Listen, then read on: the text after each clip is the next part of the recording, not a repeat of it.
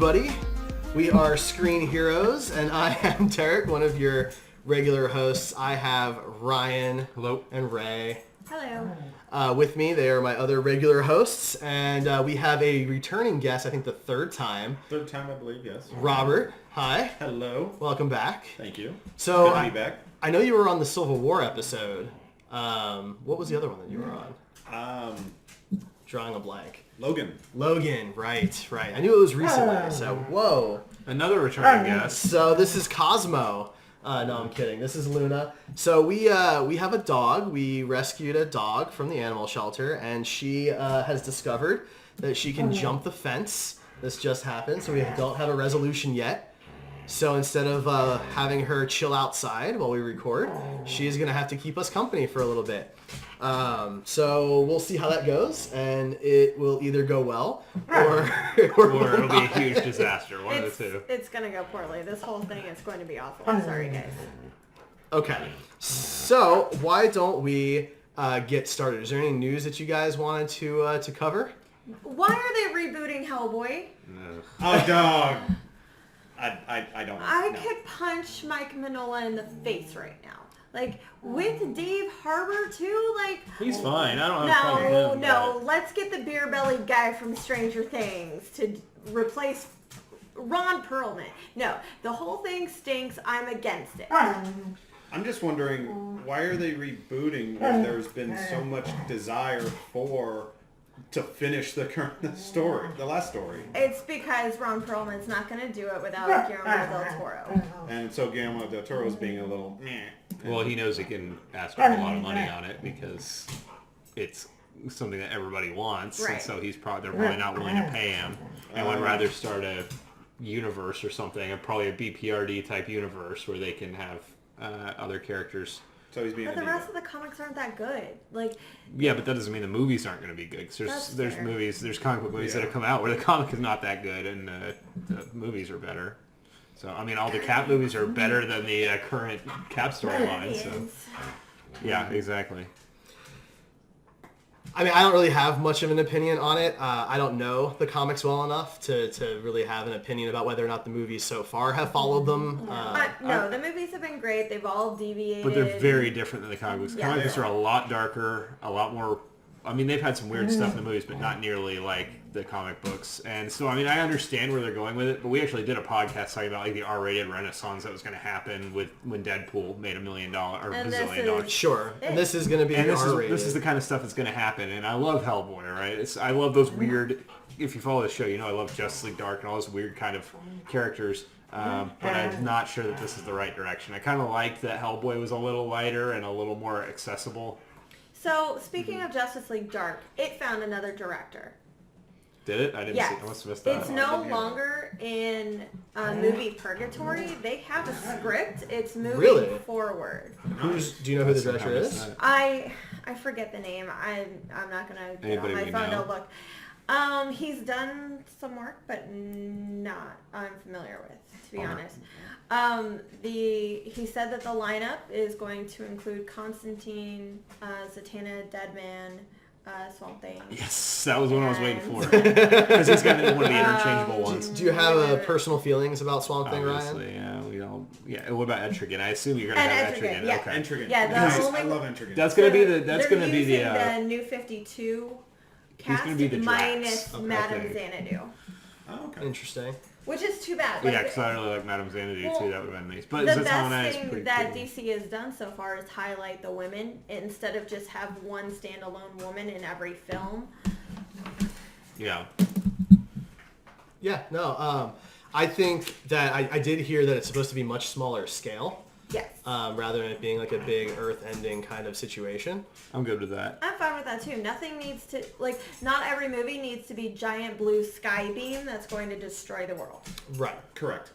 I agree. I want Etrigan to be like the Drax, where he's not like the first Guardians Drax, where he's not a comedian and he's just kind of funny by his personality. The rhyming thing I think will be a really good gimmick.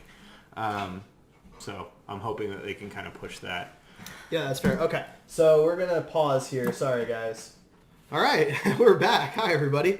Sorry about that. So we're back on track here. We were talking about Justice League Dark. We've got a new director, a new direction for that, based heavily on the New 52, you were saying, Ray? At least the cast is, okay, the lineup. when they did the Justice League Dark. Like I said, I am a little disappointed they're cutting out Madame Xanadu. I've been really happy with the DC's treatment of women. You know, Wonder Woman is their 4th film, not their 15th, not their 16th.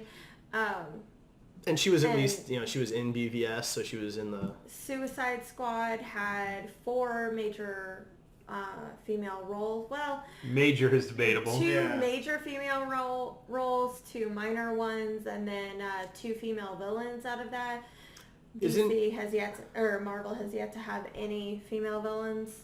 Wonder Woman's number 3, isn't it? Thor Ragnarok is going to be Steel. Hella. BVS, and then Wonder Woman. Suicide Squad. Oh, Suicide Squad. Thor Ragnarok is going to have Hella. Right. And We're gonna have Hella. I mean, it hasn't come out yet, but... Exactly, that's my point.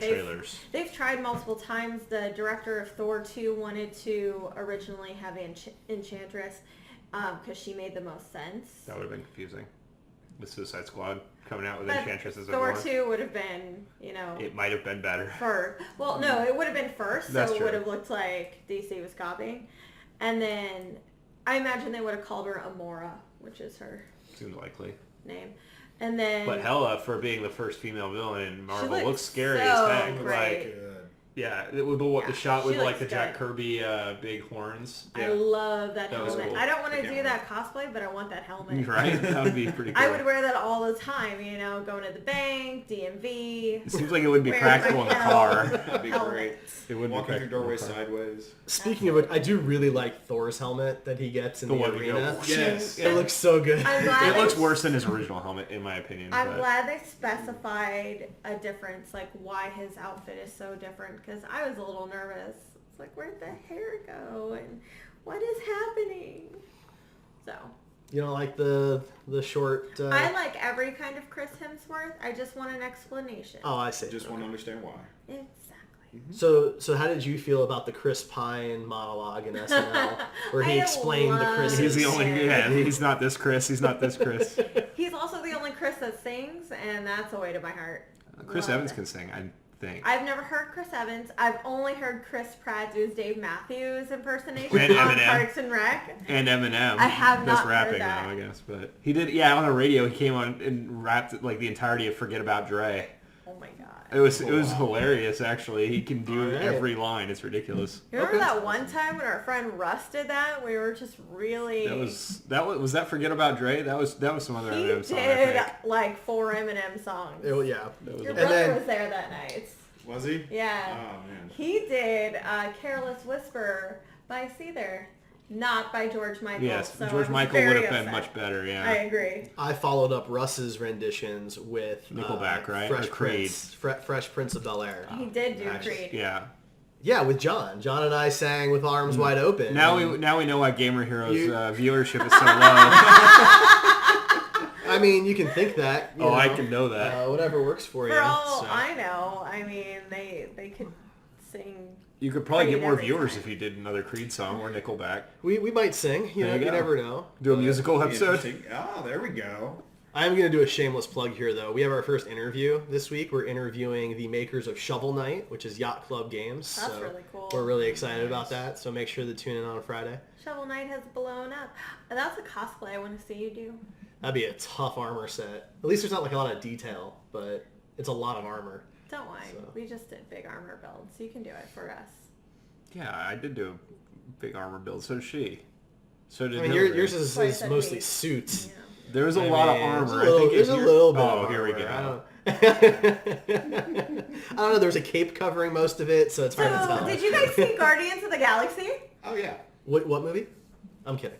Yes. So Guardians of the Galaxy Volume 2 Volume 2. is now in theaters. I'll go ahead and just give you a couple of the numbers, not everything that's written down here that you guys can see, but big stuff. $200 million budget. Put that in perspective. That is 50 less than Civil War and BVS both got, but it is 35 more than Suicide Squad, to kind of put that in perspective. It crushed the first film. Which the first film had a pretty big opening. The first film did really well. The first film opened domestically with a little over 94 million. In August, right? Or was it September? It was August, September. Year, yeah. This one opened with 146.5 domestically. And in just the 5 days internationally, it has gone well past the 50% mark to catching up to the first film's entire run. That's pretty impressive. Yeah. So that's huge. It comes in as the 5th best opening for an MCU film, behind Iron Man 3, Civil War, Age of Ultron, and the first Avengers. Okay. It beat out Iron Man 2. And those are the only, including Iron Man 2, those are the only MCU films to open with at least 100 million opening weekend. It is the 9th best opening ever for just a superhero film. So it did really well. So why do you guys think that is?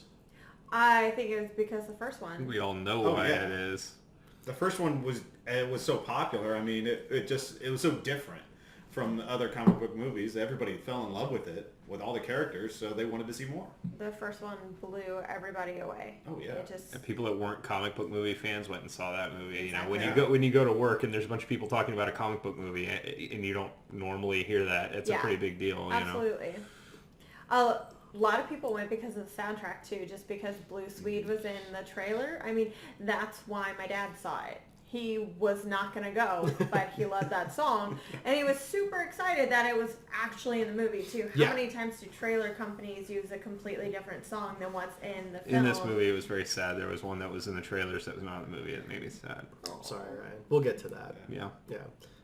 No, but I think kind of along the line of your dad, I was going to see the movie either way, of course, but that trailer with the music locked it in. Yes, exactly. It was beautiful. Yeah. That is what sold unexpected. me. The lineup, very much unexpected. Chris Pratt flipping the bird in a really arrogant way, them calling them like the 5 of them a-holes. Like, it was great. I actually didn't love that line. I thought that was the most awkward line in the whole movie, but that actor is rather awkward. So I love that actor. But I'm drawing a blank. Who are we talking about? The guy that plays a tick. I can't remember. Peter Serafinowicz. What was that? Oh, right. Yes, Gesundheit. I gotcha. Yeah. No, but I think you guys are right. I think that the first movie was surprising to a lot of people. Because, I mean, let's face it, not a lot of the main public had any clue who the Guardians were. Right. I had to go out and buy one of the graphic novels just to familiarize myself a little bit. Yeah. Did you guys know who they were before the Actually, movie? I did. Yes. I was reading them before the movie. Nice. Okay, so then, just out of curiosity then, how did you feel walking out of the first movie? Did you think that it did okay for that? Yeah, I mean, basically, as I'm sure many people have talked about, adaptations from books or comics to movies, there's always going to be differences. It's never going to be 100%. But I thought I did the comics justice. I really did. I liked the way they portrayed all the characters. Sure, some of them were different things, but I loved it. Fair enough. Good. As a casual reader, I really only read Annihilation when they brought the entire Marvel Cosmic Universe together and fought Thanos. I really thought that they improved on a lot of the characters, to be honest. I didn't find Star-Lord that interesting beforehand, or Gamora, and since then there has been a huge written improvement. This is one of those where the movies have influenced the comics in a good way. I agree. Also, Rocket had been portrayed as British. He would say bloody all the time, and that's right. I forgot about that. Yeah. And now he's portrayed as Bradley Cooper, and that's 10 times better. I do agree. His gruffness just works for the character that voice. Absolutely. Not saying that there's anything wrong with British. It's just, if it's not like Simon Pegg saying the C word out of Rocket's mouth, there's really no point to it. Rocket needs to be that gruff little I would have watched ass. that, though. Yeah, Simon Pegg would have been a good... Right? He would have been a good It would have been a choice. very different Rocket, but I would have been okay with it. Well, all right. So let's focus in then on the new movie here. Just like initial impressions, we'll go around. Did you guys like it? And did you guys like it as much or more than the first film? Ryan. That's a loaded question. It is a loaded question. No, I did not like it more than the first film. Yes, I did enjoy it, but there's a lot of buts to it for me. There's a lot of things I didn't like about it that kind of disappointed me. I actually have to completely agree with that. I I was not under Guardians' spell. Guardians is a great movie. It is not the best Marvel movie out there. It's not the best team up out there. It was a fun, good movie with characters I didn't think they could make a good movie out of. So I was pleasantly surprised, but I'm not on like the Guardians train. And this movie, it didn't let me down, but it wasn't better than the first. So if that puts everything into perspective. Robert? I would say, it wasn't better than the first, but I will clarify and say rarely is a sequel better or even as good as the first. I mean, not every sequel can be Empire Strikes Back. It just doesn't. Or T2. Or T2. Or Aliens, or whatever. I mean, there's a few, there's the big examples. It happens, but... Yeah. Or it's, House Party. Yeah, but it's... You said yeah. but Got you. Weekend at Bernie's too. Yeah. We forgot about Obviously, that one. obviously. But there are sequels that are better, but Yeah. more often than not, they're not better. So, that being said, I actually enjoyed the movie. Now, well, can I nitpick and say there were this and that I didn't like? Oh, we're going to. That's what we're going to Oh, do. yeah. Yeah. me. Oh, yeah. But... I wouldn't have showed up tonight if we weren't going to do that. But you know what? I enjoyed it, and I would recommend it. I thought Yeah. it was if you just enjoyed the first one, you'll enjoy this. You'll like this one. It's good. I agree with that. Fair if you enough. liked one, you'll like the other one. Yeah. Maybe not as much. They don't have to be equal, but... Yeah, I mean, that's kind of how I feel. I do hold the first Guardians pretty high up. Oh, I know. It's a space opera. I love the first Guardians. I really do. I think that it might be my favorite Marvel movie.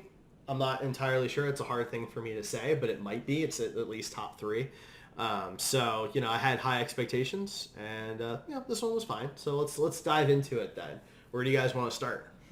We can start with individual characters. We can start with soundtrack. We can start with plot line.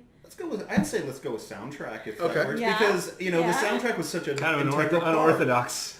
It was place such to an start. integral part so of the first movie. Let's Let's be talk about it. honest. Guardians had a very iconic soundtrack, and I say that only because the other Marvel movies up until then had only instrumental scores, unless Tony Stark was walking in, and then it was AC/DC. Yeah, there's actually a really great YouTube video on the Marvel movies and how the scores are very uninteresting for the Absolutely. popularity of the movies. A lot of the popular franchise movies have you can pick them out, their scores. Yeah.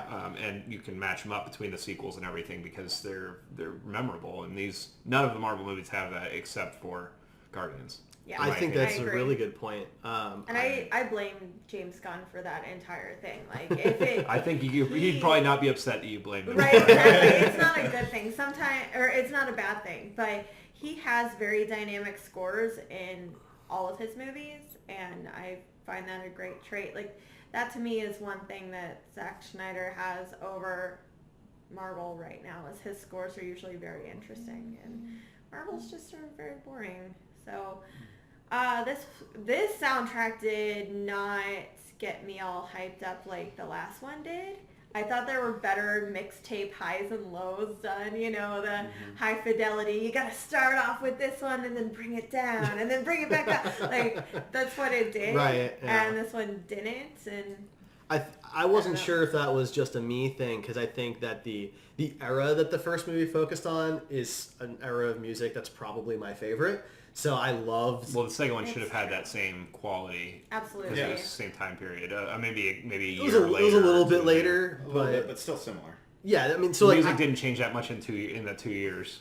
Or whatever, it was the difference, so... Yeah, there were some stylistic things for me. But I really liked Fleetwood Mac being in there, The Chain. I'm a big Fleetwood Mac fan. I think 4 songs in there that were good, yeah. Yeah. And that one, I'll say that most of the good ones for me were spoiled in the trailers.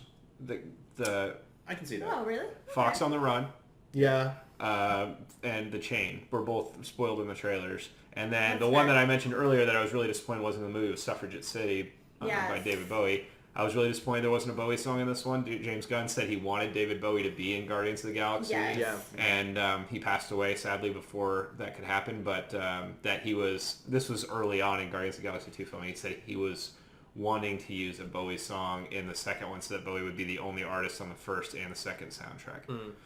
But I'm sure there was a reason, but... Well, at least he made the trailers. That's Yeah. better than having no acknowledgement, because Bowie was such a powerhouse in that time period. Like, Oh yeah. there's very few other artists or groups that you could name that would be anywhere near that powerhouse in that time period. No, I think that's very fair. Yeah, that was disappointing. Yeah. How'd you guys feel about the gigantic plot revolving around Brandy?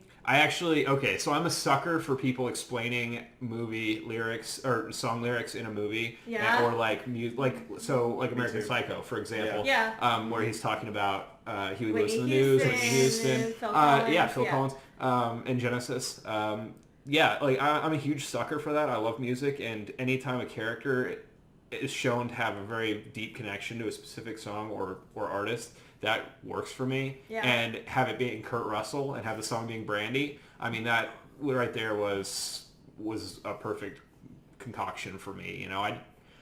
There's other songs that could have made it not as good, and if it was any other actor, it could have been not as good. But yeah, I think Kurt Russell doing Brandy and it actually making sense in the story, for me, it worked.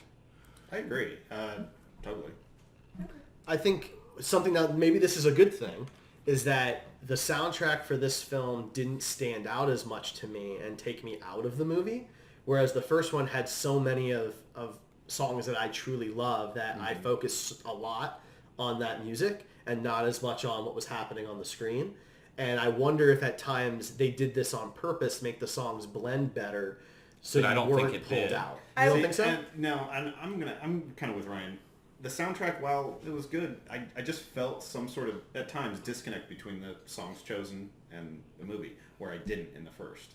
I think that besides the chain, the song for me that stood out in the whole movie was Mr. Blue Skies by ELO, because that song was perfect, absolutely perfect. And James Gunn said in the first movie that he wanted an ELO song, Electric Light Orchestra. He wanted that in the movie, and because they were another pretty powerful group in that time period, and he couldn't get the rights to any of the songs that he wanted for the first one. So I was really curious to see if they used an ELO song in this one, and Mr. Blue Skies fit. Yeah.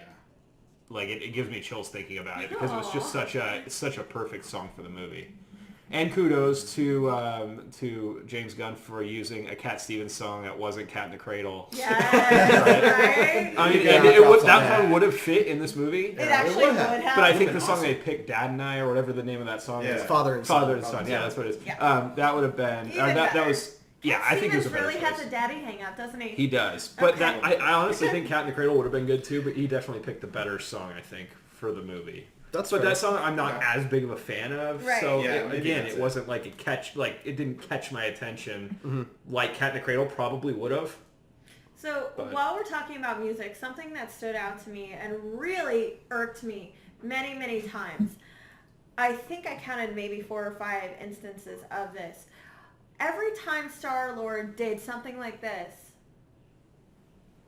which was a lot, there was a very loud la-da-da that happened, and I was so annoyed. I was like, why is the score swelling when he looks away from the camera? It happened during his exchange with Gamora on Ego. It happened between him and Ego twice. It's like Christopher Nolan's. A little bit. You know, It every was- time. It was just oh, Star-Lord's thinking.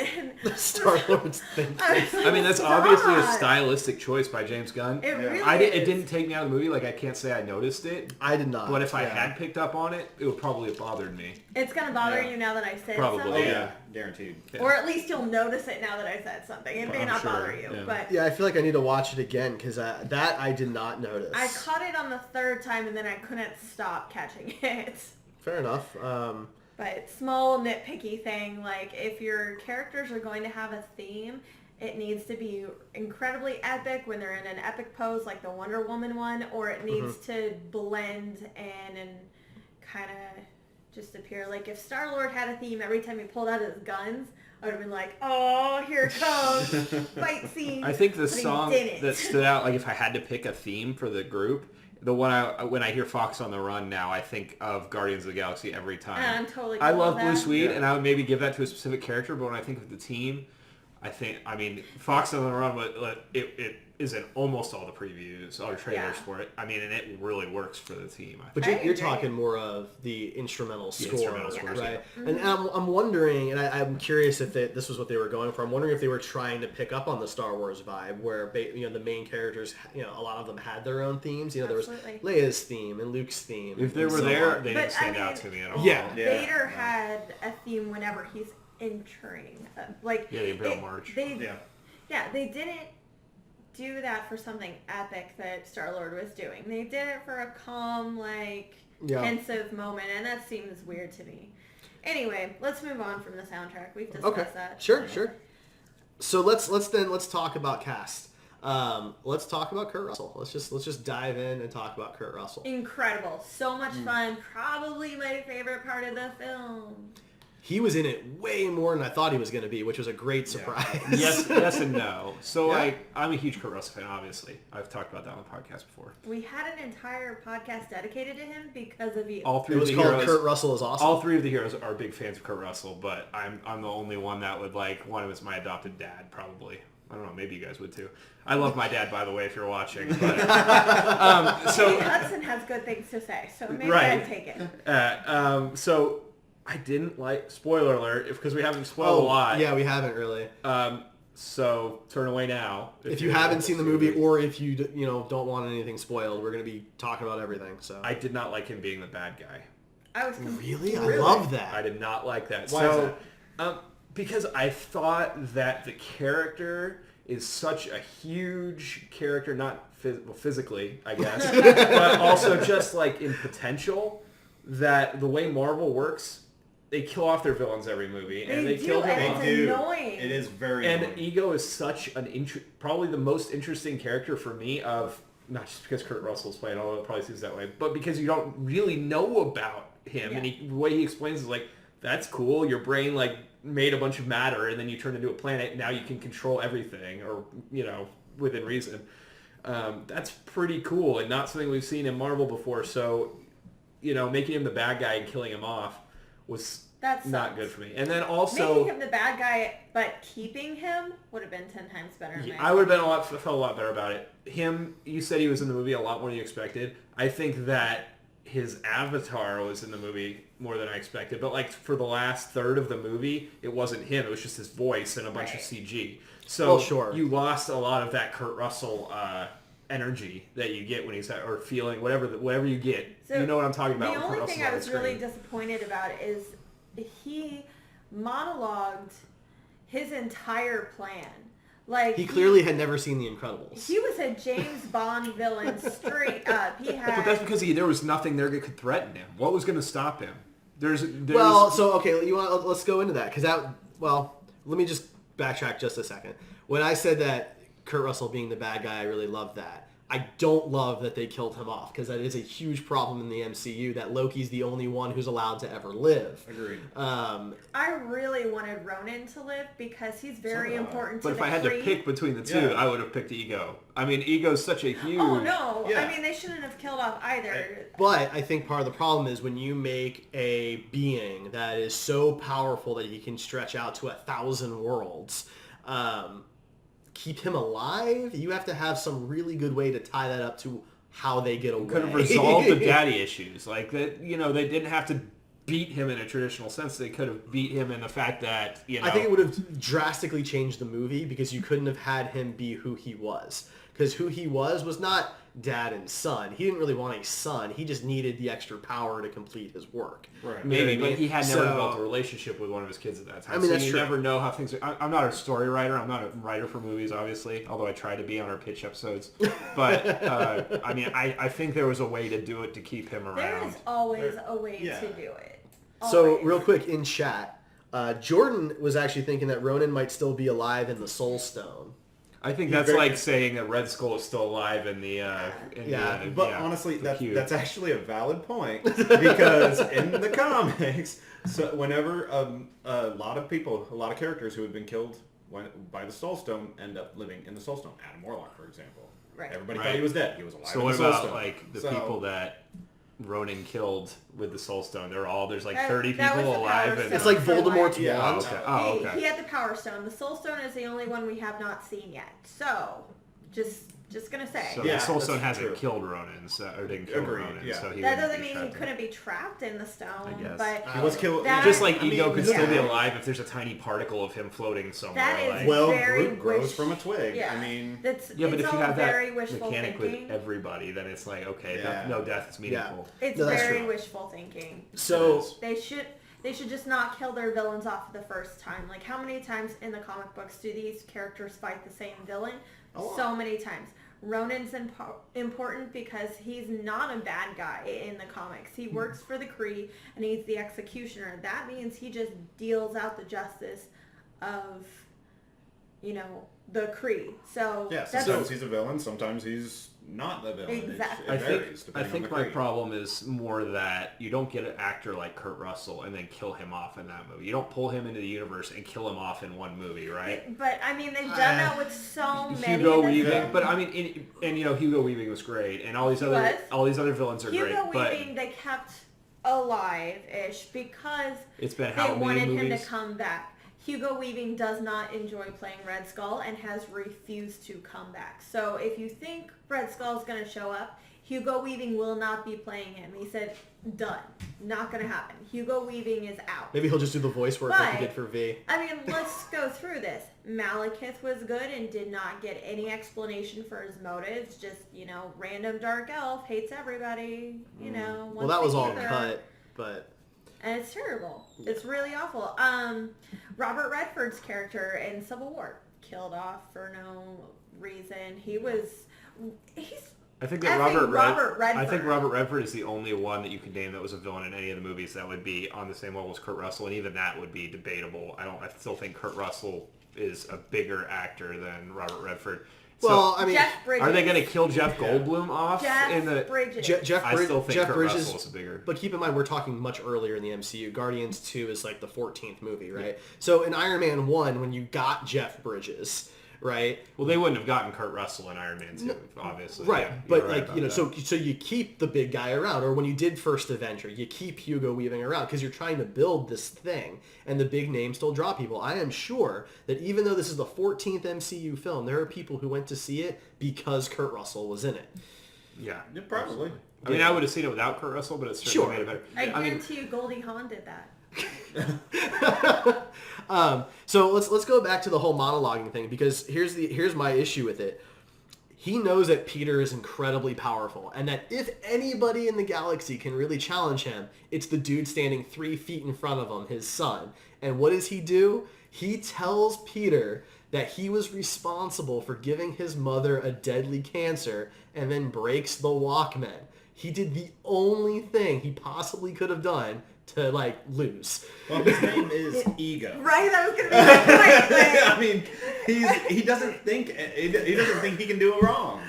He's ego. I get that, and the whole concept of what he's doing is incredibly egotistical and pompous, but that hit a line for me that was a little too ridiculous. It was, if that one sentence is removed from the movie, Ego wins. That one sentence is all it was that pushed Peter over the edge. You're totally right. If he would have kept his mouth shut about that, he would have been fine. But But- I don't like that the whole end is Based on hinging on that? that one I think thing. I think that the battle and stuff like that at the end was a problem for me too, because Ego had been there since the beginning of everything, Time-ish. because that's what the Celestials were, as far as I understand it, Correct. and created himself as a physical form and all these other things.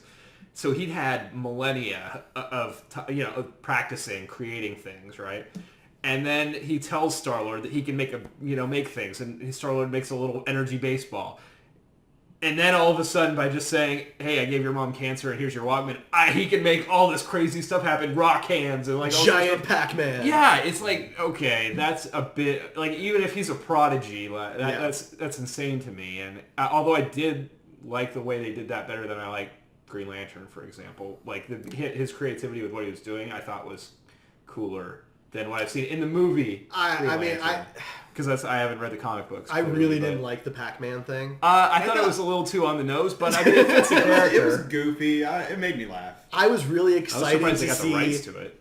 I figured it was coming, especially after he already said the Pac-Man. I was waiting for Skeletor. I really wanted to see great. giant rock Kurt Russell slam into giant rock Chris Pratt and have like, Rock'em Sock'em Robot battle. And it wasn't. You had giant Kurt Russell and Pac-Man, and then they just instantly disappear as soon as they hit each other. Because they're equally powerful, even though Kurt Russell is not that was not great. Not the best climax of a... No, it wasn't. It was pretty disappointing. I was about to say, and you did mention one thing that it irked me a little bit, is calling Ego a Celestial. Like he wasn't. They called him that in the movie, so that's true. Yeah, they called him right. that. Well, that's what I'm saying. They called him that in the movie. I thought you were saying something about no, me. I was like, you're good. You just reminded me. He wasn't part of the Celestials. Yeah, he wasn't. He really, was just a planet. Yeah, he was a living planet. And just a living planet. Yeah, not a big like Mogan. It worked for the movie. Yeah. It worked for the movie. I mean, he's not a god. He's a planet. He can be destroyed. The gods were in the movie. Yes, right? they were. That was cool. Yeah, I agree. So now let's focus back here just for a second. In chat, Purely has said that basically Star-Lord's anger allowed him to focus which his is the build stuff. stupidest thing. Now, so here's the thing. I think that would have worked. We're gonna call our viewers stupid. I'm saying that's really dumb because when No, you're hang angry, on. you don't Hang focus on. better than you do when you're... You're totally right. Well, I think that depends because that's... I don't think it... Watch a Rocky movie, all right? But I think... Here's the thing. I think that would have worked if Star-Lord was like throwing energy around and just like slamming him and instead of just a wailing. baseball? Instead of it being like very concentrated objects, like the fact that it was literally Pac-Man, or the fact that he could turn control his fist into a rock. Yeah. Right, control things so specifically. That's what doesn't work for me. It should have been crazy power that was barely controllable. Right? That would have worked. Yeah. Okay. All right. So it would have been better for sure. Well, we've talked a lot about Kurt Russell. I want to talk about the other new character, Mantis. Yes. I thought Mantis. she was a dorbs. I loved She Mantis. was awesome. Yeah. She was a lot of fun. I really liked her. Very unique. I thought she was a good addition to the team, and I really hope they keep her around for the next one. I think so too. I could tell immediately that fans were going to like ship her and Drax, so I love that they just called that out immediately, and both of them were like, "No, I don't like you." They have this running gag about her being ugly, and I thought that was great. Yeah, Drax says you're so hideous, you know. Right. But it was important that happened because that's also why she trusts him and not Gamora, because she understands that he's honest. He might not always be nice about it, but he is trustworthy. And that's what made her happy, because when like she's touching him and he's saying these things, his honesty is making her happy too. Like it's a good, fun relationship. She's a nice addition to the team. She is kind of bright and quirky and not a copy of any of the other personalities. No. I felt like one of the issues with this one was that the personalities of the main four were a little too similar compared to in the first movie. They were more dynamic. Except Gamora still doesn't get to be funny. Not at all. She is as serious as humanly possible. And that works. Painful considering how funny Zoe Saldana is in real life. I know. Even I Nebula agree. gets some fun lines. Like she She gets to does. be bitingly sarcastic. Yeah. She gets like looks and stuff, when Sean Gunn's character touches her on the shoulder. Yeah. Like, I really want to see Gamora like rip out a throat and then just sit there with her giant sword and like pick her teeth. Like that would be hilarious and still keep that badass persona that she has. Like Okay. yeah, like it would just be ridiculous, but it would. Yeah, would she's work. like legitimately in the top 10 fighters in Marvel, and I don't think in comic books, and I don't think that they've ever really shown her to be even better than Black Widow. One, which they is haven't nowhere shown on her that, level. and two, she doesn't even get like another personality quirk other than straight. Yeah, Like straight she's the badass. straight man of the group, and that's all that she gets. She doesn't get to smile. She doesn't get to make jokes. Black Widow gets to make jokes every once in a while about picking up after all the boys and Hulk being a big damn dork, and No, they Gamora. let her have a sense of humor after like 10 movies, guys. No, Gamora doesn't get anything from that, and I think that it's interesting that she doesn't get to even showcase her fighting abilities because Drax ends up getting the big fight scenes. Except he had no fight scenes in this, other than Well, one where he's like stabbing the thing. Yeah, but that was like literally all he did the whole movie. Yeah, but Gamora's only real fight scene was running from Nebula's ship. And fighting Nebula, like using the giant gun, But which was because- infinitely But that's not a fighting He ability. did She's just so holding many a machine gun. close-ups of like grabbing the arms and stuff like that. You didn't see the fight choreography. No, I We absolutely needed the agree. guys that Yeah. did like the Matrix fight scenes My point to there do was a that- Gamora yes. Nebula fight. Drax That would be was awesome. not used, and that was very disappointing. I wanted to see more of Drax. More of him fighting at least. Rocket got a really cool fight scene though between him and the Ravagers. So Yeah, that I was neat. really liked that. Yeah. That was very That entertaining. was awesome. That was he, so he good. was like Rambo taking out the army. I mean, seriously. Yeah, like Junkyard Rambo. Like And he I'm had built really all this good random with stuff. that. I mean, that That was highlights sweet. all of Rocket's good qualities and what he brings to the team. And the fact that he's humming the tune Yeah. to distract him. Yeah. One So of Quill's good. songs. That was an enjoyable My scene. big problem with Drax, kind of going back to Drax, Sure. was that in the first movie, it was unintentional humor from Drax. Absolutely. And that was what made him funny. In this Aw, movie, you it was... left Drax out of the thing. He was... I totally did, yeah. In this movie, he he was was a billed really low on comedian. IMDb. He was a comedian the whole time, and that's basically all he did the entire movie, and that bothered me a lot. I think that the humor stemming from the fact that he doesn't understand euphemisms and things that aren't like a direct... Metaphors. Yeah, whatever, all these different things. I think that was funnier than what we got. I think we got dick jokes and like... My nipples hurt, So and like many. it was Yeah. like, okay, my turds are epically large. Like, okay, guys, we can do better than that. I think my agree. main problem, like that was an issue. My main problem with Drax is that this is only supposed to be like 2 or 3 months after the first film in the timeline, and he completely 100% understands metaphors. Yeah. now, Yeah. without question. I And mean- how did that happen?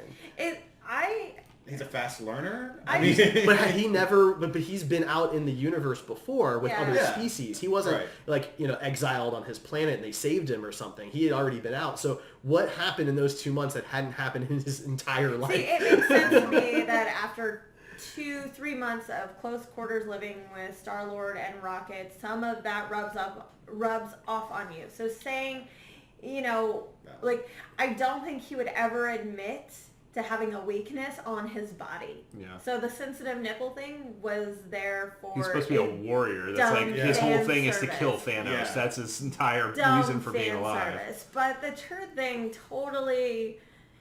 I mean, I fits with laughed. the I'm rest not of gonna that lie. conversation. I laughed at Yeah. all those jokes. I It was did just too. too many in my But opinion. yeah, there was the humor in this one. Well, it was a funnier movie, but it felt like there was so many tones going on, and that's overall my problem with the full movie. When I was talking about like the things I didn't like, is like you had a hugely funny scene, and then you had a super serious scene, Right. and you had somebody make a joke in the middle of that serious scene where it didn't fit for me anyway. It may have fit for some people, and that was overall a huge problem, and Drax was a big part of that. I Yeah. think the first film, all the humor just came off more natural. Yeah. Agreed. Right? It Like just they were writing jokes to tell the other guys ahead in this one. Like it was, you Yeah. know. You said that you thought that Chris Pratt channeled a little too much Andy Dwyer in this one. I did say that. There was definitely more. Because I feel like in the first one he was, he was an action star. He really pulled it off well, and I mean that in a positive way. He really pulled it off. But in this one, he seemed so comfortable in the role that I think a lot of that slipped into just him being Chris Pratt, and a lot of the humor in Andy Dwyer is Chris Pratt's Improvisation. right improv during the show. And I feel like Peter Quill just became Chris Pratt with cool guns. Yeah. And that works for certain situations, for certain actors who have been in the industry so long they can just be them. Like Jeff Goldblum. Jeff Goldblum. He looks like the Grand Right. Master. It's like him in special makeup. And right. that's, Or like De Niro. Robert Yeah. De Niro he's Robert De Niro. Harrison Ford he's just Harrison Ford now. Will Smith. Right? No. Yeah. And Will Smith is Will I'm- Smith as I'm with Will you. playing himself in every role. But we're not going to get into that. That's not what we're talking about. Deal with it, Derek. It's we're gonna the find truth. new hosts. Go for You it. are evil. What? I'm Anyway, very- but no. So I was a little bit Y'all concerned are that Chris Pratt enchantress. came a little Good try. too much into the role. Is really No, I don't my disagree. point there. So. I will say that we can dive into Star-Lord a lot, but I mean, I think a lot of it is very similar. There was a little bit of difference, but you already touched on all that. I don't really have anything to add to that. I'll say that this kind of goes in line with Groot, because I think that's a big part of the movie we haven't talked about. The opening title sequence, probably my top 3 favorite title sequences of any movie of all time. 100%. Watchmen is up there too, and there's a couple other ones, but that whole scene with Baby Groot dancing and like everybody getting their butts whooped behind. The war montage, yeah.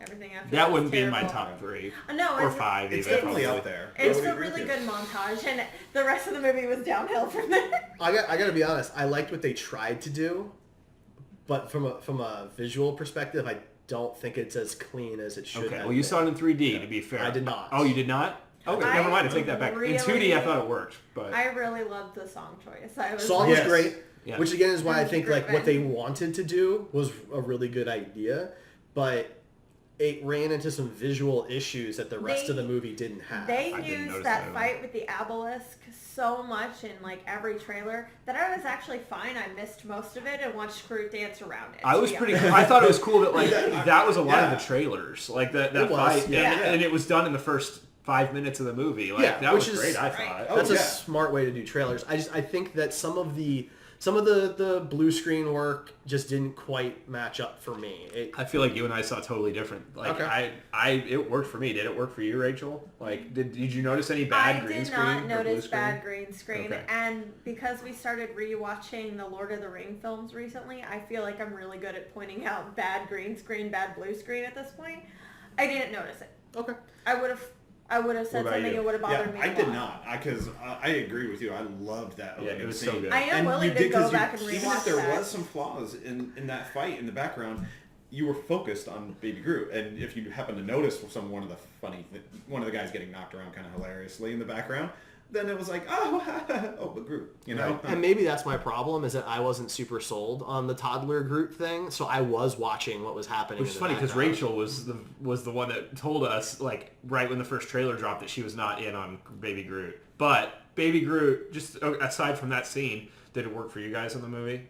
Well, before we dive into that, I want to go back to chat real quick here, because chat's got some interesting stuff going on. Doc Rev is saying that Ryan here is making his nipples hurt with all of the deal with it comments. Deal with that. So, rub some lotion on it and be done. And Jordan also agrees that he thought there was a lot of like forced humor, almost like he was expecting like a live studio audience. And I agree. Which does, that actually nails it, yeah. But yeah, okay, so Groot. Groot served his purpose. I didn't think he was overdone, and I was like, well, as a his humor felt the most natural to me. I will say, personally. First of all, I'm impressed that Vin Diesel does the voice in different pitches and himself, and doesn't get edited later on more so than any of the other actors. So good for him. Second of all, I was really concerned that they were going to have this like literal child on the ship with them, and he was going to be like an equal member. But no, they all care for him as parents. Which was awesome. And I loved that. Yeah, Gamora. Yeah. So in that opening scene when and it showed in one of the trailers, when he's running around and he like waves to her, and it's like, oh my gosh, when a puppy like looks at you and you want to just acknowledge your existence. I totally. To be fair though, that was the most emotion Gamora showed in the entire movie. That's absolutely true, yeah. But that scene, I bought it. I was like, these guys love Baby Groot, except for Drax. But then I think he did. It was more indifferent. He's like the jerk uncle that by the end I think he still loves him. He warmed up to him by the end. And they, as far as that childlike thing, I think they kind of took care of that in one of the post-credit scenes. Yes. That's absolutely.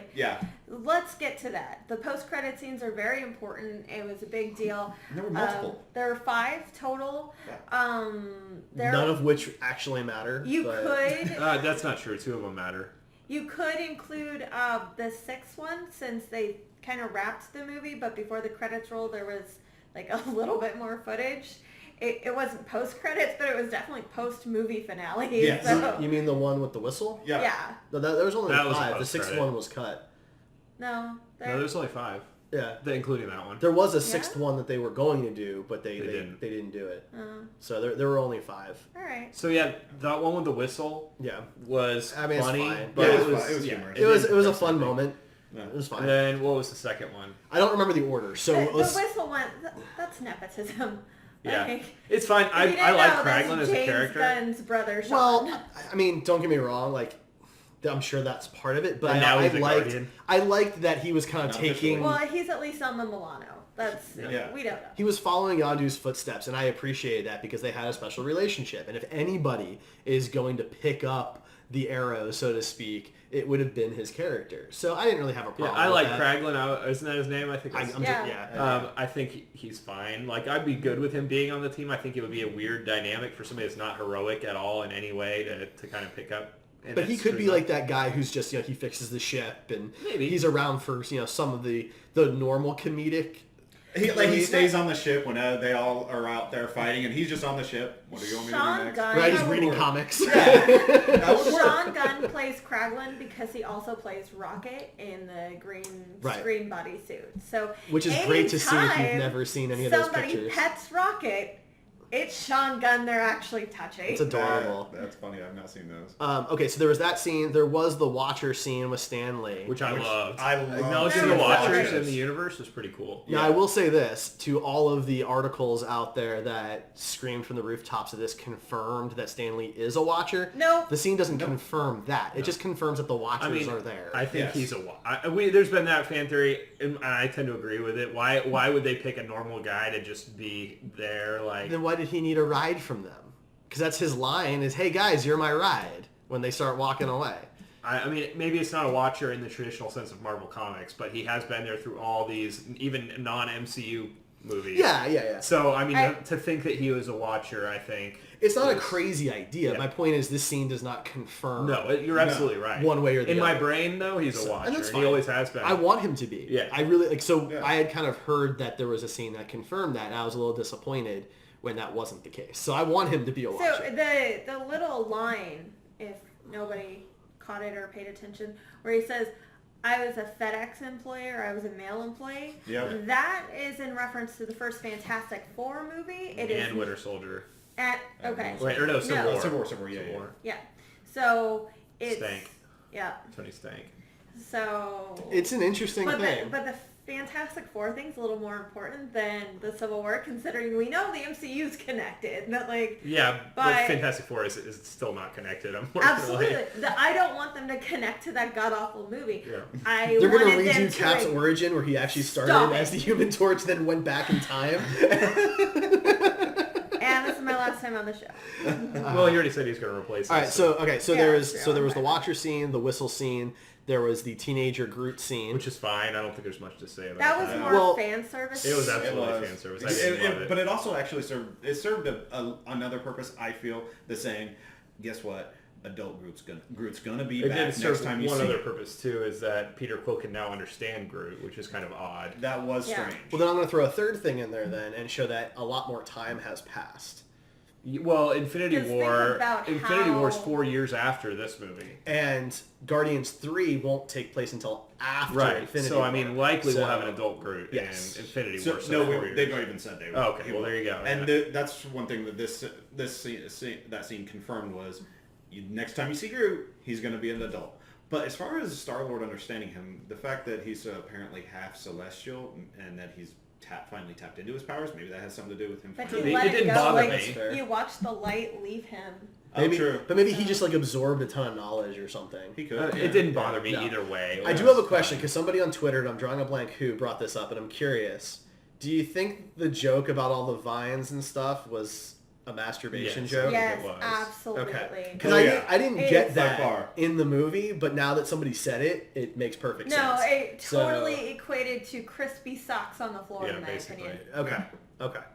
All right, so that's three scenes. Aisha! And then you get the 2 scenes that are actually relevant to the rest of the MCU. We didn't talk about Aisha and the Sovereign whatsoever. Because I didn't care about Well, we're going to go back because there's a couple other characters I do want to touch on, so we will go back. Oh, geez, I know. So there was the Adam Warlock.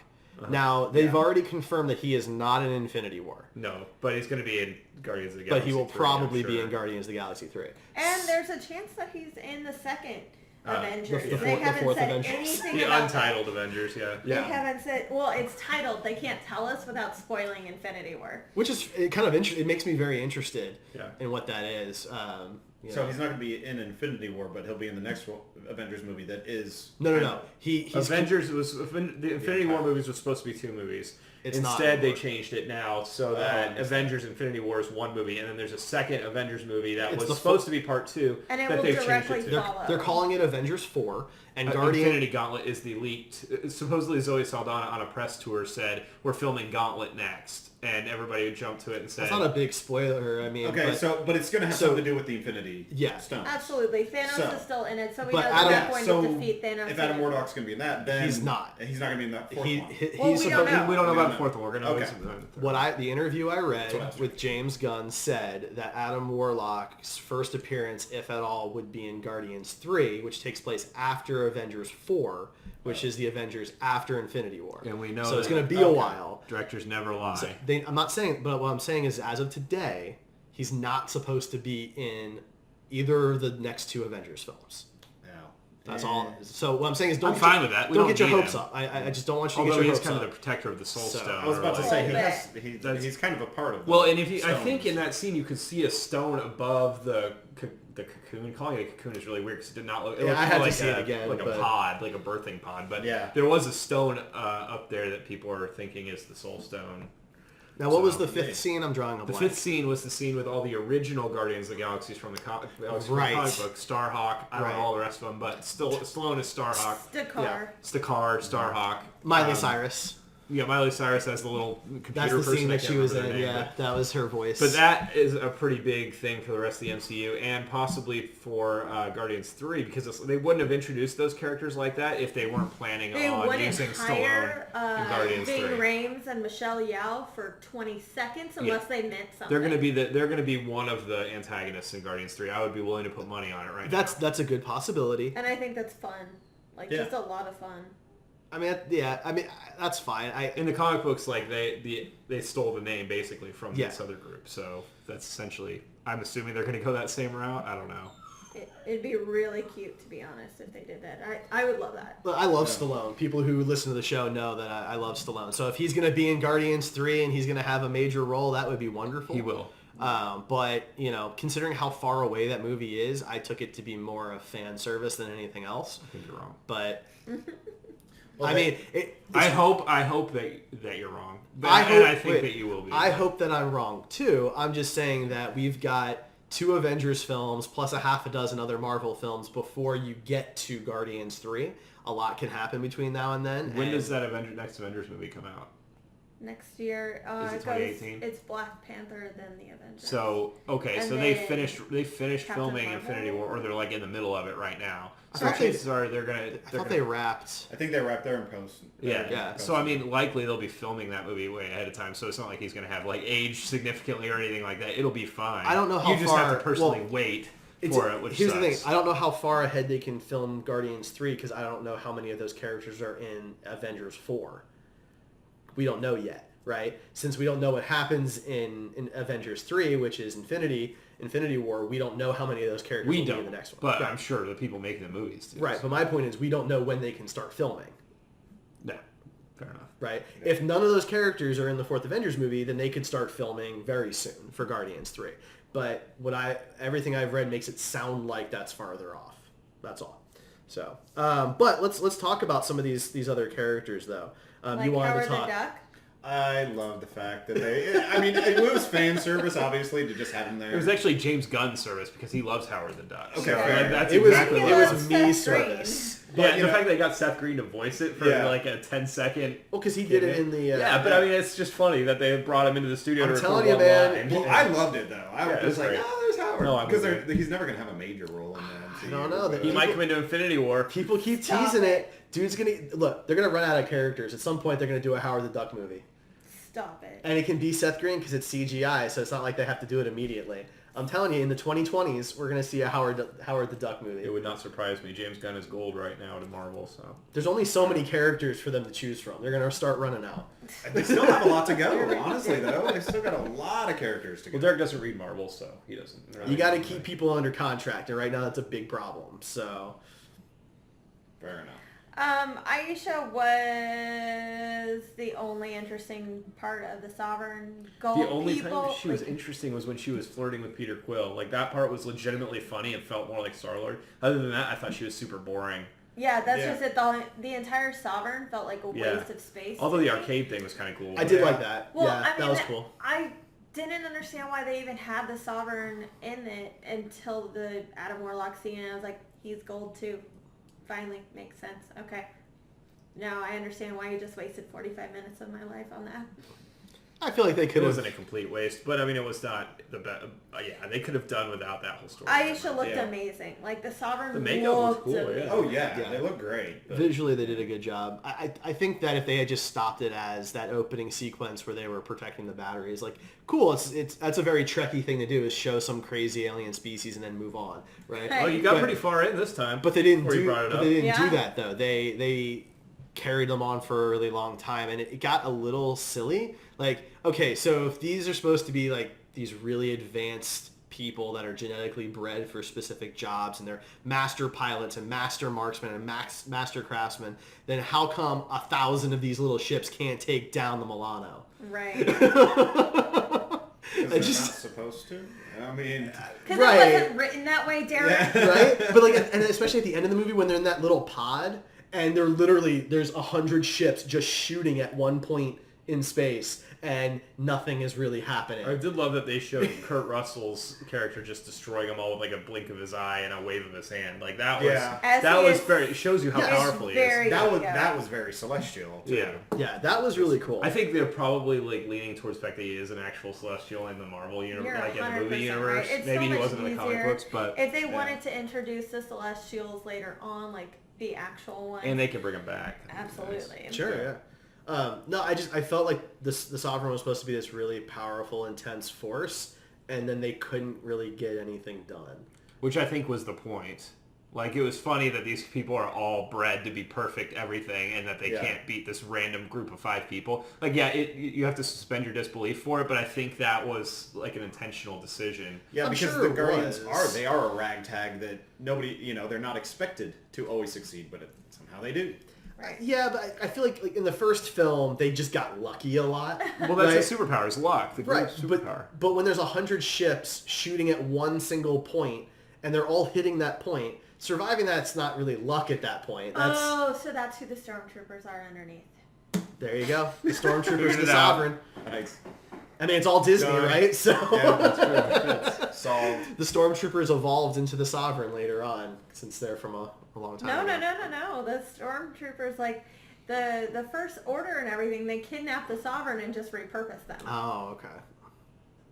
So we haven't talked about probably the best character in the whole movie, Yondu.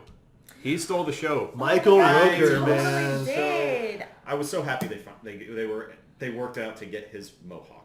Yeah, That was cool. because although the scene to do that, I thought it went on a little long. It was funny, but it was like, okay, how many times can we do the same joke? I completely agree with that nonsense. Yeah, twice would have been funny. Yeah, but yeah, they I carried. like the interview with Rooker about why his mohawk wasn't tall in the first movie. Yeah, it made sense. So for those who don't know, it's because they didn't have enough money to make the ship set tall enough. Because they made the set already. Yeah, well, they just made the set. Yeah. And they couldn't raise it, so this time he got it right. I just think that's great. The scene where he's in the prison, I think it was, and it was the Ravager ship, I guess, is what it was, and you see the arrows shooting around. That was probably one of the best shots in the entire MCU. Beautiful scene. I would put that up there with in terms of cool comic book shots, up with the airport fight from Civil War. The elevator scene in Winter The elevator Soldier. scene in Captain America Winter Soldier. The fun Thomas the Train fights between Ant-Man and... I do love that scene. That was fun. I love that I think scene. that Really in well terms done. of visuals, the scene is one of the best in the MCU. It was a beautiful scene. Yeah, when you see it the light, it knocked out the lights and you just see the red. That was neat. It was just really creative, and I really the color loved was that. very vibrant. It was very Guardians. And it when was very it bright, came beautiful. up and you see it from above going around, and it was just a beautiful scene. Fun fact, look up all the people that played the Ravagers. Rob Zombie always is in James Gunn's films, and he played a Ravager. Steve Agee, popular comic. He was one of the Ravagers. He got a couple lines in there, so that was really funny. Hal Rudnick from Screen Junkies was he? I must have missed that one. That's funny. So, good for him. Taserface was that joke kind of fell flat. For me. My God, so long. I get it. I get it. He's got a rough face. Like, well, I mean, make fun of that stupid name once, because that's pretty obvious. But I mean, we don't need 20 jokes about it. No, a Rocket making fun of it once, and then Aisha like giggling. That's the best. Like, that would have been fine without that. But. Where he was just all kind of, and as he burns up. Absolutely. So how'd you guys feel about Yondu's death? So good. It was really good. It was the most impactful death probably in the MCU. Marvel's scared to kill off their heroes. It's Joss Whedon has to push for it every single time, and now that he's moved on, no one's going to push for it anymore. Well, I think it just depends on who they're trying to kill off, and a character who is one of the old Guardians in the books. It kind of worked, it worked as much as I enjoy the character, and I would love to see more. Yeah, that was like the right character to kill off.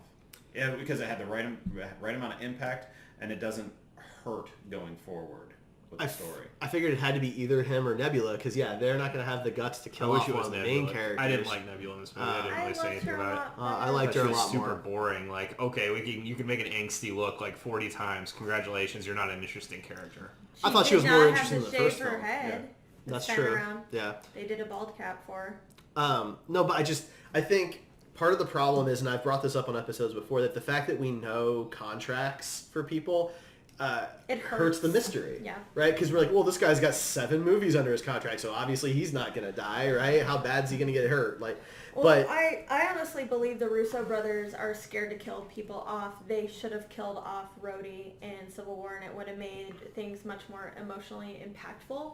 I'm not saying that Rhodey deserves it. I really love that character. Don Cheadle is a lot of fun, but the moment he gets hit by Vision would have been incredibly I thought they were killing him off. So when that they happened. should have, yeah. I really thought they were. I totally agree. But that's part of the problem, though, is that, you know that he's supposed to be in XYZ movie, right? It's like, we already knew that the Guardians were filming for Infinity War, so they had to be able to survive, I also thought that Falcon would have been an impactful death, because the entire time Captain's fighting for Winter Soldier, and then he loses the friend who's actually beside him the whole time and helping him out instead would have made... That would have been really cool storytelling. But Falcon hasn't gotten his due, in my opinion. He needs. Well, I agree with that for both him and Rhodey, though, and I think part of the reason those guys are still around is so that way, if they need to, they can replace Iron Man. Exactly. Because you never know. You can't keep paying Robert Downey Jr. $50 million a movie, and Chris Evans has talked about how he's not really sure he wants to continue either. He goes back and forth. It's so weird. It's a tough thing to do, to have your entire life be nothing but this one character. I understand that. Daniel Craig and Hugh Jackman have done the same thing. They're both like, well, I would return for James Bond, or Logan's dead, but I mean this X, Y, and Z could get me to come back to the role. So. They love it. They just don't want to keep doing everything that needs to be done for it. Because a lot of these guys, they love acting, and they want to do other stuff. They want to try more unique roles and stretch their legs. Also, think about their bodies. I mean, the diet for years. Chris Hemsworth eats 6 chicken breasts a day, and that's it when he's in Thor mode. Like, that sucks. Oh yeah, I mean, I follow what. Chicken breast is good, but that sucks. Chris Pratt posts his diets, like what he's eating all the time, and it's nasty. Like it's vegetable wraps. And forget the food for a minute. Think of how much time they spend in the gym. I mean, they were talking about how Ben Affleck's already back on his regime to get into Batman shape for the Solo film. We didn't even have like a finalized script yet for that movie. So imagine how long guys like Chris Hemsworth and Hugh Jackman have to work out just to film a movie. Oh, it's insane. Yeah. I mean, only a few of those guys like The Rock wanted to be that way anyway. And meanwhile, Scarlett Johansson and Zoe Saldana have to stay on the rabbit food diet for their entire careers, because all their roles require that of them, not just every other. So no, I mean that's very true. But I guess if you offered me $10 million to just work out for my whole life, I could do it. I don't know. You guys should try it. Maybe it could be a fun social experiment. Yeah, give me $10 million and we'll see what kind of shape I can get into. Check out the GoFundMe later. No, Patreon's fine. Patreon's fine. I'll take the hit. But I do want to talk just for a brief minute about Stallone's character. Of course. Yeah. There's a surprise. So, well, no, it has nothing to do with really Stallone's ability to do it or anything like that. It had more to do with, for the majority of people seeing the movie who haven't read the comic books, the only reason you know that character is important is because Stallone is playing him. Yeah. So what do you think about that character? Do you think he added anything to the movie, or do you think it was just... I mean, it was for Yondu's arc, and I mean, I guess the impact of the funeral was great, right? Like, it was super sad, but then when you see all the other Ravagers show up, that made it a lot better. And you wouldn't have gotten that if you hadn't had that scene earlier with Stallone where he was like, you can't deal in kids, and you're never going to be a Ravager, or something like that. The most important part of the film is the child trafficking. That's what it is. It is the most serious part of the film. It's the most emotionally connected part. So to hear Stallone mumble through what I assume can only be gravel in his mouth. He got punched a lot in Rocky, okay? No, really? I had no clue. He and Dolph just, 7 movies of Dolph getting knocked hit his in the brain face loose. could be terrible. But having him hear that, it like made me stop and say, what? Like, what is this? Well, so and then they explain it, and it's beautiful, and it's wonderful, and it's so good. And to see Yondu sacrifice himself because he is ashamed that he took all those kids to Do you think that redeems him? No. Because I felt like the movie was a little too quick to redeem him. I felt like it redeemed him. Like, he You're didn't child trafficking. Right, no. He did a child trafficking, and the trafficking that he did because he was worried about he didn't have a good feeling about taking him back to Ego. No. They said Star-Lord was like the of last one that he decided to stop doing. Oh, so he did all those kids. I guarantee it's not all of them. He decided not to take Star-Lord. One of the reasons was he finally admitted because he found out what was happening to all those kids. Okay. He didn't know that they were being killed. Yeah, that's a tougher one then. Right? Yeah. So, but I mean, was it half a dozen? Was it a dozen? I don't know. I don't think it completely redeems him as a character.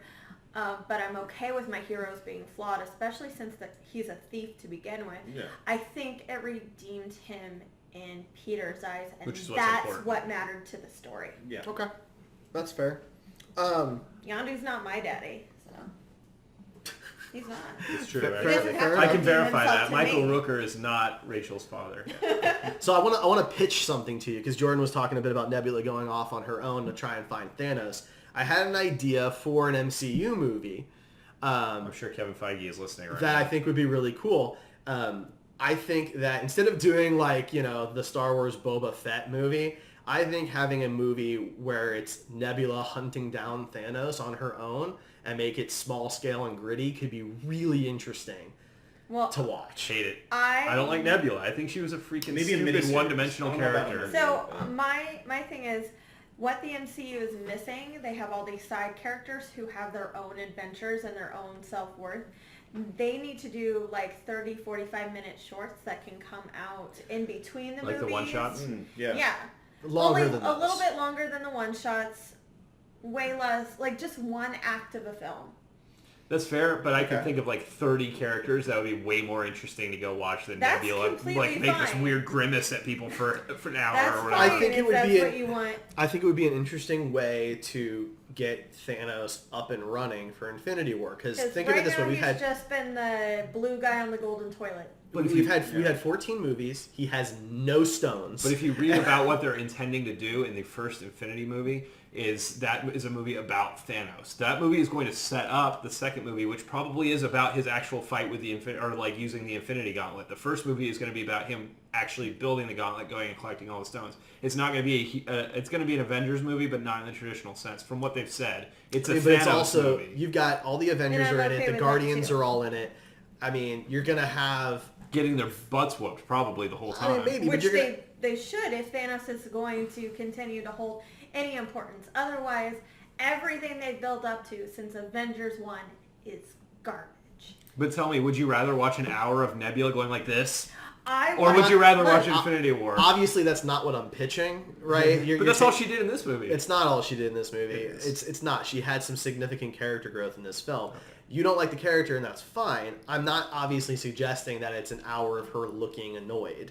Okay, that's not the pitch that I'm giving. It's a assassin bounty hunter style film. And she doesn't even have to cross Thanos. She could come across anybody in the galaxy. Oh yeah, including like the weird yellow sex robots for all I care. Anyway, those were just weird. She could find Cosmo, and Cosmo starts following her around. I mean, there you come go. on, something. There you go, Ryan. No, because then I would hate half the movie. Look, where the Cosmo was not there. We are probably close on time. I have no idea. We've gone over, but we did take a break, so it doesn't matter. That's why I'm not really sure how much time we're at. Let's go ahead and wrap things up a little bit. I've got a couple ratings down here for how the movie did on IMDb, Metacritic, Rotten Tomatoes. Let's go around. You guys tell me how you would rate the movie. If you want to use numbers, letters, whatever you're comfortable with. Ryan, keeping in mind you can only count the scenes with Nebula. I don't know if the numbers go low enough. I mean, it was in the as far as MCU movies, it was in the middle of the pack. It was not at the top. It wasn't as bad as Iron Man 2, but it was it would probably be lower than Ant-Man and some of the other ones that I thought were a little more original. Even though Ant-Man isn't, I guess, that original, but this movie did a lot of things wrong. And a lot of things right. It was just a very mixed bag. So I'd probably be somewhere in the 70s, mid-70s probably. A solid C. It was good. It was enjoyable. I like all the characters, but I just didn't think this movie pulled them together the way I wanted to see them. Fair enough. Robert? We talked about, I had a few issues with it, but I consider those pretty minor in the grand scheme of things because, well, let's face it, killing off ego? Perfect. It's so minor. Well, okay.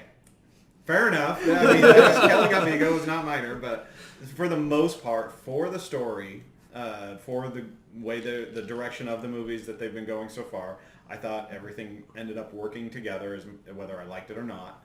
I would actually give it a solid teeter between B plus A minus. Oh wow, okay. Ray. I would do a square, which is not as good as a star, obviously, but it's not as bad as... you said anyway, however she wanted to rate it. This is your own fault. I said numbers or letters. Oh, that's true. He said numbers or letters or however you want to rate it. So you did this to yourself there. Suck it. Please give us a rating that the world can comprehend. C+. C+. I enjoyed the last act of the movie and little tidbits here and there in the first two. Otherwise, I thought... And the opening credits. I thought it was heavily cliched, too much fan service, and forced humor. Fair enough. In chat, Jordan gives us a B+, and Doc Rev with a B. I'll let you know if anybody else throws a rating in there. But for me, I agree with a lot of what you guys are saying. I think there was definitely a little too much fan service, too much forced humor. Visually, I thought it was really well done overall. It's a very beautiful film. I love the style of Guardians. The cinematography was great. Planet, it was beautiful. Yeah. That is how I imagine my Nirvana. If I were to ever die and go to a happy place, that's it. Bright colors, mix of fantasy and science. It was beautiful, and I loved, that they pull out and they show that, Ego kind of has a face on the planet. Right, yeah, I love that. That was really cool. There's a lot of the movie that's really beautiful. The Sovereign was really striking visually and things like that. The arrow scene that, Ryan was talking about earlier. But the story just didn't really hold it together for me. The big climax was hinging on, Ego saying one really dumb thing to the only person in the galaxy that could actually stop him. So it really fell apart for me. So I'm going to say a C+, whereas, the first one is a straight up A for me. So is it crazy to think that this may be our least favorite Marvel movie this year? That none of us would have guessed that. This year? This year. Yeah, well, we got Spider-Man and I'm waiting on Spider-Man. Spider-Man. I'll say that at the end of the year. Yeah. I mean, there's no way. Well, I'm saying that it's crazy because I would have probably never in the million years guessed that I would possibly like Spider-Man more than very But if it's a good year. Most anticipated.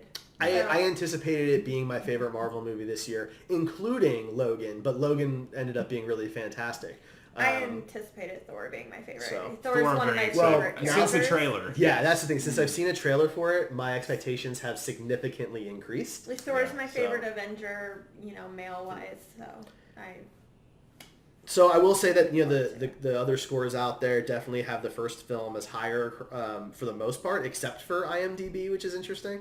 IMDb has an 8.2 versus an 8.1, with the new one being higher.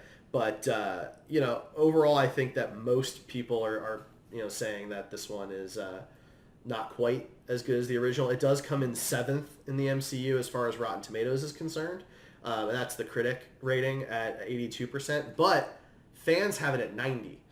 So fans know more than Rotten Tomatoes. Just something to throw out there. Rotten Tomatoes can suck a big bag of dicks. What she said. Big old bag. Thank you for that. There's nothing wrong with dick. We've used it before. Okay. Well, yeah, I think I used it earlier. Yeah, it's all fine. right. Well, all right. Anyway, I think that's going to be it for us. We are off next week. Before I want to let people know that. I'll just say one thing. Did you guys also notice that in the credits, that I Am Groot's? Yes. Okay. Yes. Also, did you Sorry, notice the Grandmaster dancing? Yeah. Yes. And then I was super disappointed when there was no post-credit scene with him. I know. I was really wanting one where Star-Lord would be sitting in the arena while Hulk and make betting against Yeah, Thor. that would have been That cool. would have That so would've been funny. easy. Yeah, it would have been super easy and it They would have didn't tied even him have already. to be there in the movie. They could have just been in there. Yeah, they could have Yeah. you could have heard the announcement that you hear in the trailer, like, Yeah. you're Right. incredible, and you hear him go, yes! And then, and like, 20 on the green die or something Right, like that. yeah. Yeah. That would've been He doesn't have to be in the Drax stands. is He could be I like at like a green. bookie thing. Yeah, at the exactly. stadium. Yeah, totally. That would have been great. Yeah. Okay. Sorry, I just wanted to get that in. No, you're good. Yeah, that was a really fun. I liked the credits. I thought they were really beautiful. But anyway, yeah. So Ryan's got some stuff to say here, but we are off next week. I want people to be aware of that. I was unaware of that, so now I know. So we've told you. I'm sure you have. But we will be back the I need week to hire after you that, secretary. and we're And casting fan-casting. the Disney princesses. We're going to have a first-time guest on there. We're going to... Ryan's really nervous. I'm not nervous. I was like, How about this, Ryan? You can fan cast the live action ones they've already done. If I were you, Every I would once pick. in a while, they give me an episode, and you can totally tell because I take advantage of it. I highly suggest Emma Watson as Belle. I think she would do a good job. I don't like that casting. All right, so Ryan, what do you got for us? Okay, so if you don't know, we have a Patreon. It's where you can give us money and say thank you for producing this great content, and then we give you things back to say thank you for giving us your hard-earned money. And so, in celebration of that, and something like less funny and jokey than I usually do, but I thought would be fun to do. I think that we should come up with a Heroes Awesome Mix Volume 1, and we're going to make a Spotify playlist from this podcast that we're going to share on our Facebook page or on our Instagram things. Derek's going to do that. And then we're going to have one only for our Patreon subscribers that will include John's choices on the track and Ian's choices on the track. Awesome. Other hosts. And I'm sorry that you can contribute to them, but since you're not a normal host... and if you guys can't think of a song, I did make a cheat sheet with some songs that you may want to throw on there. Okay, so I'm going to say my first song.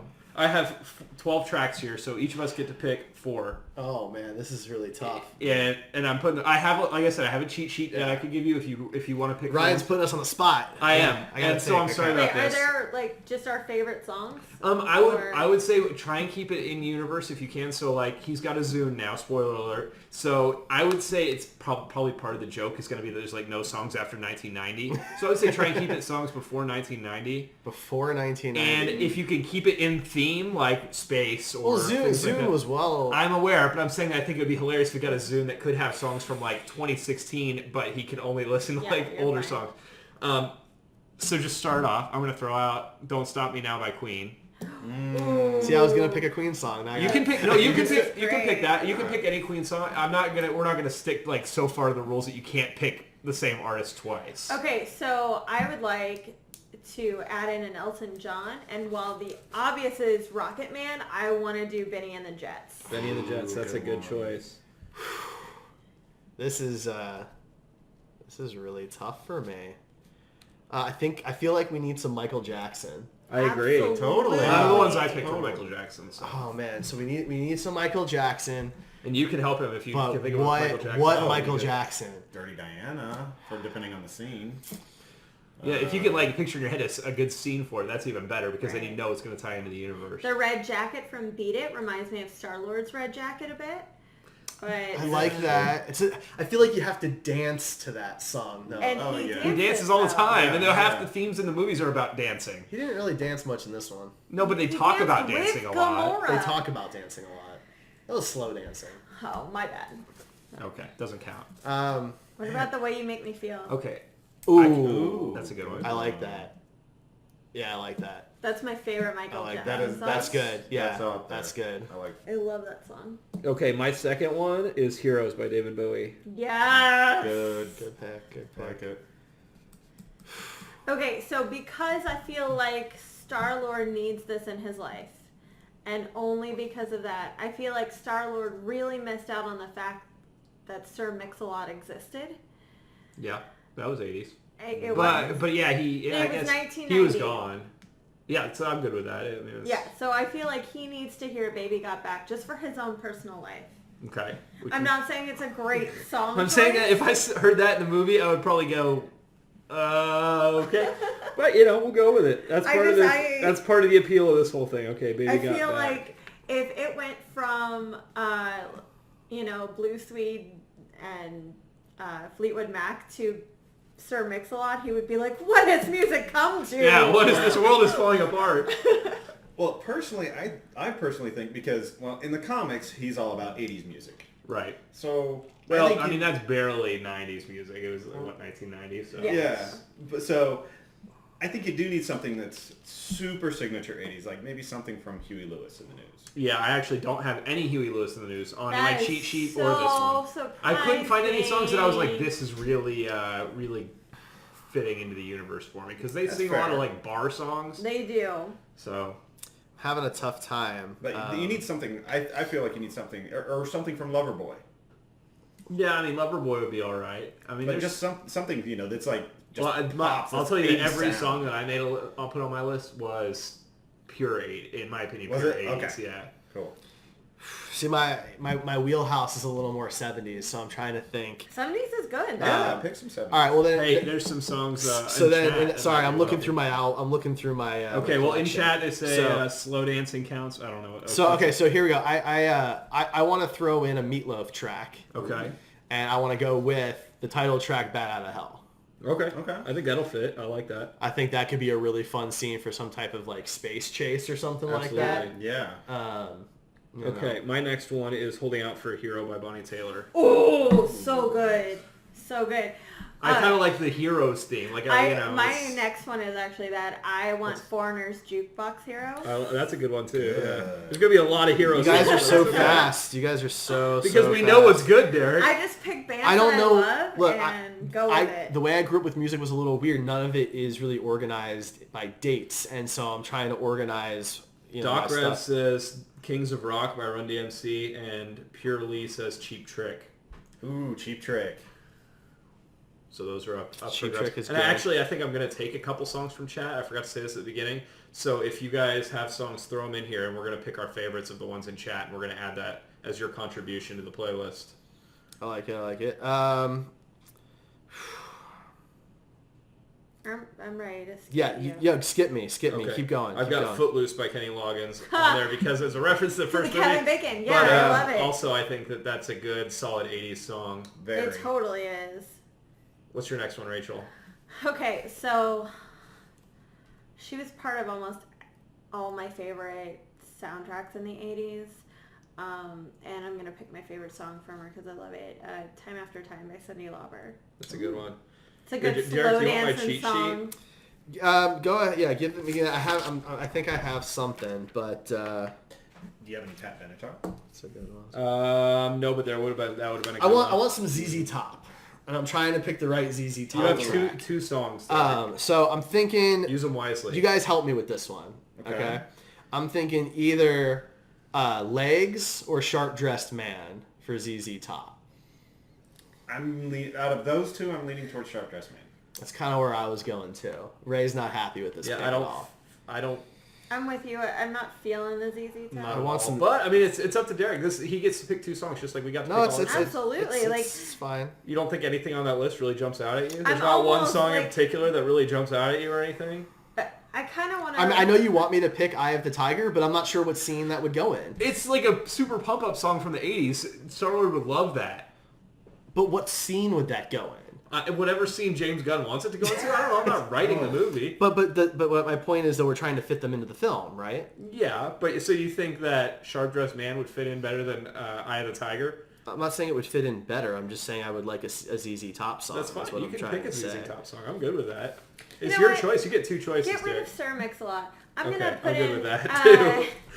a different 80s. It's a lot of fun. You can look at the list too if there's anything. Billy on there. Idol's Rebel Yell. That's a good one. Good. I like that. Rebel Yell, that'd be a great song. I love Rebel Yell so much. I'm trying to think of a good Pat Benatar that I could recommend. Your best shot obviously is going to be right up there. Yeah, that would be pretty perfect, to be honest. This is just something like mentally I was not prepared for. Barracuda by Heart would be good. Yeah, that would be a good. Any like the female like power ballads are always good. Mm-hmm. That's why I had Holding Out for a Hero on there as one of my favorite 80s songs. And I could just see like something like a epic fight happening with that song in the background. Have you ever heard Frou Frou's remake of it? Really good. They covered it in it. I don't think I It have. was really I tend to avoid remakes of my favorite songs just because I know that. I do too, but it was featured in the Shrek 2 soundtrack, and I was really blown really? away by it. Yeah. How about More Than a Feeling? Boston.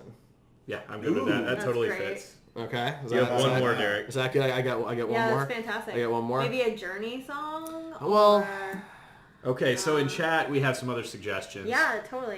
We have Danger Zone by Kenny Loggins, but I already have Yeah. Footloose, which I think is a better choice personally.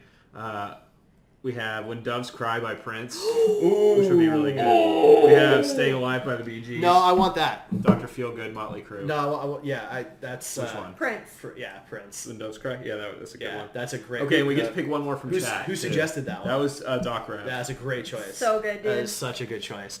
We get to pick one more from chat. So we've got Kings of Rock by Run DMC, Cheap Trick, Danger Zone, When Doves Cry, It's Staying the song Alive, Cheap Dr. Trick, Feelgood. not the band Cheap Trick, correct? I don't know. Yeah, but I'm which not one by familiar Cheap? with You it. know, Cheap Trick. And Motley Crue, which one? Dr. Feelgood. Oh, Dr. Feelgood? I assume. I that, think yeah. that's my Oh, yeah, least Dr. favorite Feelgood. Motley Crue song, to be honest. Really? Yeah. I don't know that would fit into a Guardians movie personally. Because we but haven't picked any other hair metal. That's right. true. Yeah, and honestly, as much as any of my friends will tell you, I'm a hair metal fanatic. I don't see it fitting too Yeah. well, to be honest. I don't think it would Unless fit it's in like any of those. unless it's like the softer ones like Bon Jovi or something. So any of those songs, we're gonna pick one more from chat. So Say them again. Kings of Rock by Run DMC, Cheap Trick, Danger Zone, Kenny Loggins, When Doves Cry we already picked, Staying Alive by the Bee Gees, Dr. Feelgood, Motley Crue. You know, maybe a Bee Gees song, but I don't know about Staying Alive. I do like the Bee Gees. Where's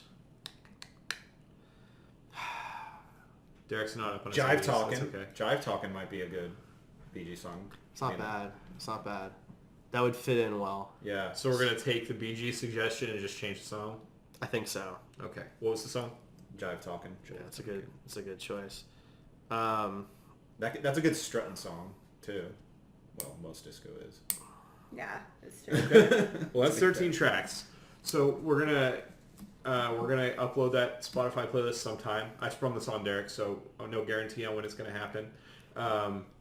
Yeah. So and That'll be Patreon subscribers, interesting. we're going to when we send out our monthly email, we will include a link to the full Spotify playlist that has John and Ian's songs. The on it. deluxe. So, yeah, The they deluxe will edition. each pick 4 songs like we did. And then we took But they're not going to be put chat, on the so- spot, so They get a little more time to think about it. So May- Derek there- is unhappy about there- being put on the spot, but I did this to be fun. So there Derek's might gonna have be to deal with it. there might be a couple bonus tracks for me then when I have time to actually like. That's not think how about this it. works. No, well, I'm Because controlling me the and- playlist. I'm okay, just I saying. will make the playlist and send it to Derek, and he will put it up there, and I will get with John and Ian. I have the power. So I do. I do too. All right. That is it, guys. Thanks for checking us out. Be sure to hit up heroespodcasts.com and Heroes Podcasts on Facebook and Twitter. All that good stuff. Drop us a review on iTunes, and we will Look at my Groot. give you a shout out on the show, whether it's a good or a bad review. Be honest. And we'll catch you guys next time. Bye, everybody.